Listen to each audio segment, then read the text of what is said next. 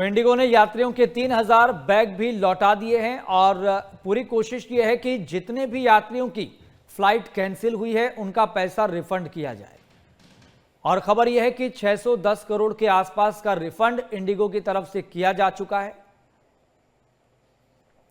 और आज सभी की निगाहें इस पर टिकी हुई है, खास तौर पर उन यात्रियों की जिनको 12-12, 24-24 घंटे का इंतजार करना पड़ रहा है किसी स्पेशल अपडेट का। और चलिए सीधा रुख कर रहे हैं बिना किसी देरी के, हमारे संवाददाता नितिन धीमान जुड़ गए हैं। नितिन, दो बड़ी खबरें हैं। पहला तो ये कि 610 करोड़ रुपए का रिफंड इंडिगो की तरफ से कर दिया गया है।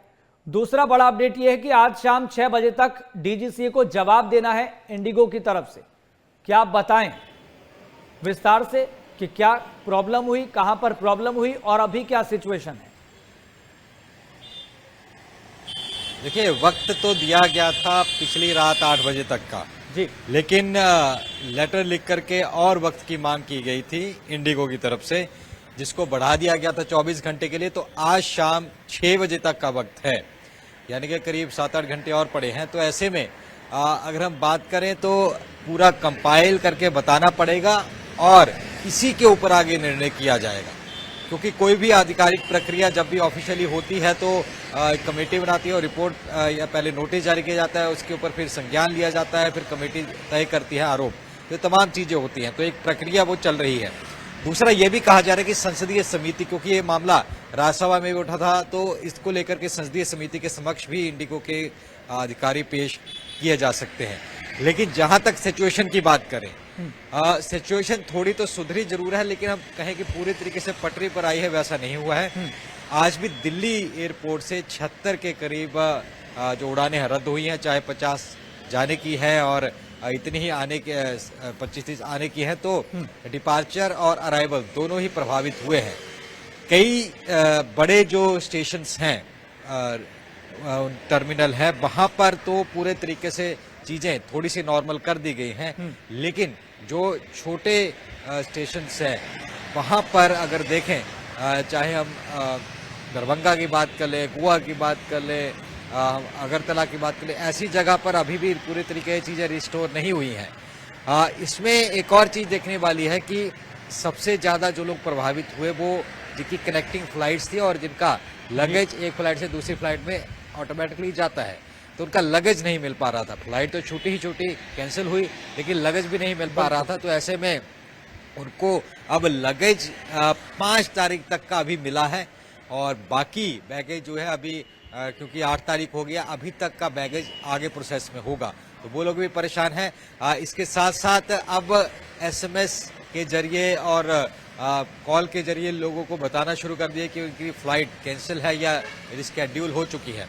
610 करोड़ रुपए का अभी तक रिफंड जारी हो गया है, क्योंकि ये कहा गया था कल 8 बजे तक सारा का सारा रिफंड देना होगा। अब आगे का जो कैंसिल हुआ है वो आज जब नोटिस जारी का जवाब होगा, हो सकता है तब तक ये पूरा का पूरा रिफंड जारी कर दें और आगे से ऐसा ना हो इसके लिए, क्योंकि कैपिंग तो कर दी गई है। बाकी एयरलाइंस भी लोगों को अपना यूज वो ना करें, उनको इस तरीके का उनका कह सके उनको फायदा ना उठाएं उनकी सिचुएशन का, इसलिए कैपिंग कर दी गई थी। लेकिन एक बड़ा सवाल यश यहाँ बना हुआ है कि आपने अगर मान लीजिए इंडिगो की फ्लाइट कैंसिल करके दूसरी फ्लाइट में अवेलेबिलिटी भी होनी चाहिए, क्योंकि एयर इंडिया और अन्य जगह की जो फ्लाइट्स हैं वो ऑलरेडी फुल चल रही हैं। तो अगर आपको कैपिंग हो भी गई है तब भी टिकट मिले ना मिले ये देखना होगा। खास करके हम छोटे शहरों की बात करें, चंडीगढ़ की बात करें, तो अधिकतर फ्लाइट्स वहाँ इंडिगो की हैं।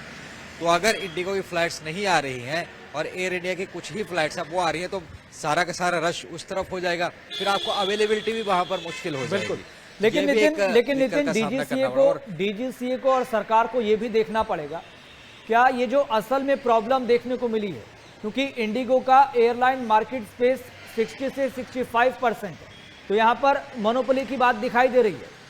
अगर एक एयरलाइन के सामने इतना बड़ा संकट आ गया, लोग भी सबसे ज्यादा इंडिगो पर भरोसा कर रहे हैं और वहां पर ही सबसे बड़ी प्रॉब्लम है, तो मोनोपोली वाली बात को फिर बैलेंस कैसे किया जाएगा, यही बड़ा पॉइंट है।